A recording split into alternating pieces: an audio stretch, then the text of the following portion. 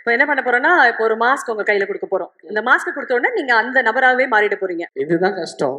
அந்த அந்த நபரா மாறின உடனே முதல்ல நீங்க செய்யக்கூடிய விஷயம் என்னவாக இருக்கும் அப்படின்றத தான் தெரிஞ்சுக்கணும்னு ஆசைப்படுறோம். ஓகேயா? முதல்ல நீங்க மாறக்கூடிய நபர் ஜிவி பிரகாஷ் அவர்கள். அவருடைய மாஸ்க போடுறீங்க. உடனே ஜிவி பிரகாஷா மாறிடுறீங்க. இப்போ என்ன பண்ணுவீங்க? சிக்கு புக்கு ரயிலு. சூப்பர். ஓகே. அடுத்தது வந்து ருஹானி சர்மாவுடைய மாஸ்க் போட்டுக்கிறீங்க. எனக்கு தெரியல எனக்கு. அவங்கதான் ஹீரோயின் அந்த படத்துல. ஆமா. என்ன பண்ணுவீங்க? ருஹானி சர்மாவா மாறிடுறீங்க. அதான் இப்ப ஆடுனாங்களே டான்ஸ்.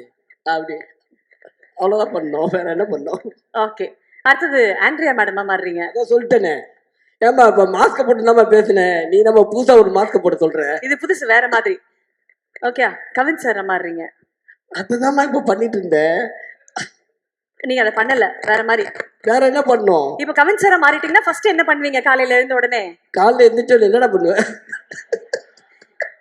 அதான் தெரியும். காலைல எந்திரிச்சா தானே மத்தியானத்துல எந்திரிப்போம். ஓகே. விஜய் சேதுபதி சாரா மாறிடுறீங்க. வேணாம் என் தலைவன் நான் டேமேஜே பண்ண மாட்டேன். சரி. வெற்றிமாறன் சார். ஐயோ கரண்ட்ல கை விடுற மாதிரி இருக்கும் அதெல்லாம்.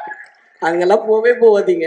Okay. Last and final Nelson சாரா மாறிடுறீங்க. ஐயோ நான் வீட்டுக்கு போனோம். இன்னும் நிறைய படம் பண்ணோம்.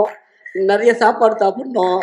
நம்ம பிளேட்ல சாப்பாடு தீர்ந்துச்சுன்னா தலை ஒரு ரூபாய் பிச்சை போடு. ஒரு வருஷத்துக்கு சாப்பிட்டுக்குதுன்னு சொல்லுவேன். அதுக்கு எடுத்துடாதமா. சரி. நல்லா இருக்கீங்க. சௌக்கியமா இருக்கீங்க. இப்படியே நீங்க இருக்கணும். வாழ்த்துக்கள் வாழ்த்துக்கள் வாழ்த்துக்கள். மனமார்ந்த நன்றிகள். Thank you. Thank you so much. Thank you.